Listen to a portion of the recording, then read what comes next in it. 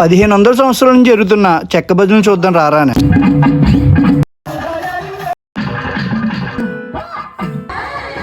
చెక్క భజన అనగానే నీ మైండ్ లో ఏం గుర్తొచ్చిందో నాకు తెలిసిలేరా.